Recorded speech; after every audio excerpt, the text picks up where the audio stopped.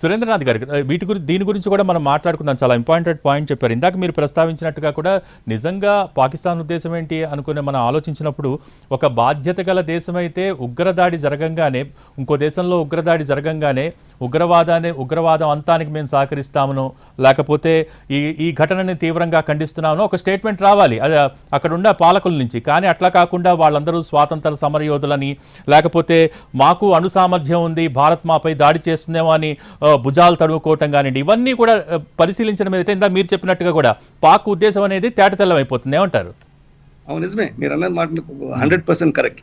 వాళ్ళ ఉద్దేశం ఎలాగో కాశ్మీర్లో మళ్ళా అల్లకల్లోలం చేపించి మళ్ళా టెర్రరిస్టులను పంపించి శాంతి భంగం చేయాలని వాళ్ళ ఉద్దేశం.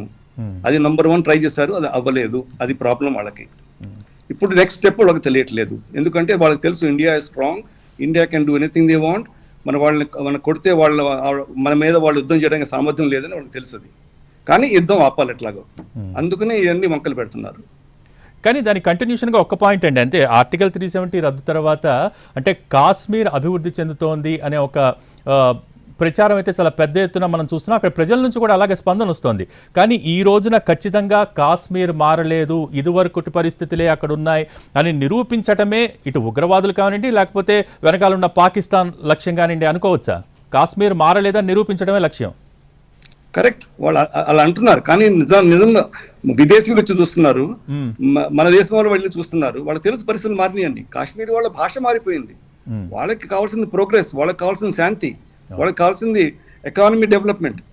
మరి వాళ్ళకి కావాల్సింది పాకిస్తాన్తో కలవటం కాదు. వాళ్ళు పాకిస్తాన్ చూశారు, బలూచిస్తాన్లో ఏమవుతుందో, పాకిస్తాన్లో ఏమవుతుందో, సింధులో ఏమవుతుందో, పంజాబ్ ఇలాంటి డామినేషన్ ఎట్లా ఉందో వాళ్ళకి తెలిసిపోయింది ఇప్పుడు అన్ని. కాబట్టి ఈ జనరేషన్ కాశ్మీరీస్ అది కోరటం లేదు. సురేంద్రనాథ్ గారు, ఒక్క విషయం ఆలోచిస్తే ఈరోజు పాకిస్తాన్కి మనల్ని ఎదుర్కొనేంత ఆర్మీ శక్తి ఉందా? ఏంటి అసలు దాని బలం ఏంటి, దాని ధీమా ఏంటి? ఎందుకు ఇలా కవ్వింపు చర్యలకు పదే పదే పాల్పడుతున్న సిచ్యువేషన్ ఉంది? ఒక ఆర్మీ ఆఫీసర్గా, రిటైర్డ్ ఆర్మీ ఆఫీసర్గా మీ అంచనాలేంటి? నేను చెప్తాను.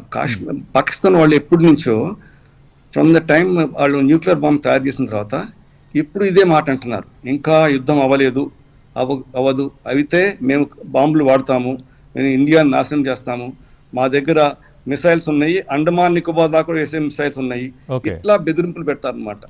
వాళ్ళ మనసులో అనుకున్నారు మన దగ్గర శక్తి ఉంది, ఇండియాతో యుద్ధం అంతా చేయదు యుద్ధము, కాబట్టి చిన్న చిన్న పనులు చేసి నేను కాశ్మీర్లో పట్టుకుందామని. వాళ్ళ ఐడియా అది, కాశ్మీర్లో కల్లోలం చేసి కాశ్మీర్ని తిప్పేసి తీసుకుందామని. యుద్ధం చేసి తీసుకోలేరు కాశ్మీర్ని, ఛాన్స్ లేదు. ఇండియాతో యుద్ధం చేస్తే వాళ్ళు ఓడిపోతారు, ఛాన్స్ లేదు.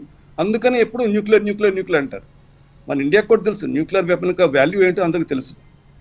న్యూక్లియర్ వెపన్ ఎప్పుడు వాడతారో మనకు తెలుసు.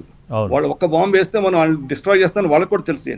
కానీ పైకి ప్రజలకి చూపించాలన్నమాట, మేము ఇండియాతో వార్ వస్తే మేము న్యూక్లియర్ వెపన్ వాడతాము అని.